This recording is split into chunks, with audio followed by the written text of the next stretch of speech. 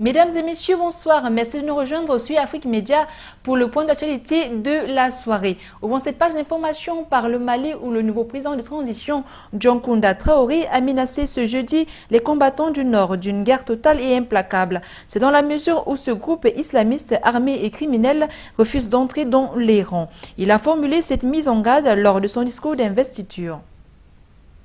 Au Soudan, le président sud-soudanais Salva Kiir a indiqué ce jour devant le Parlement qu'il n'ordonnerait pas à ses troupes de se retirer de la zone pétrolière contestée de Eglige.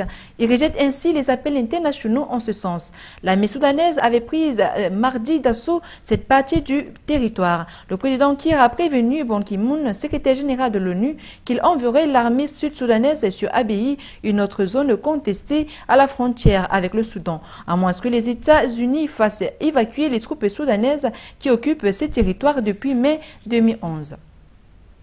En Afrique du Sud, exclu de l'ASD, Julius Malema a fait appel ce jour auprès de la Commission nationale de discipline. Le chef de file des jeunes du Congrès national africain avait été exclu en fin février dernier pour indiscipline associée à l'interdiction de participer à quelque manifestation que ce soit.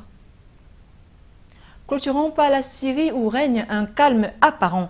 C'est à la suite de l'entrée en vigueur du cessez-le-feu négocié par le médiateur international Kofi Annan. Aucun combat n'a été signalé depuis lors dans le pays, mais ce calme apparent ne convainc guère les opposants au régime de Bachar al-Assad et les puissances occidentales qui doutent de la sincérité du pouvoir syrien. C'était essentiel pour ce point de l'actualité. Merci de nous avoir suivis sur Afrique Média. Restez des nôtres pour la suite des programmes. L'information se poursuit sur notre site internet www.afriquemedia.tv. À demain.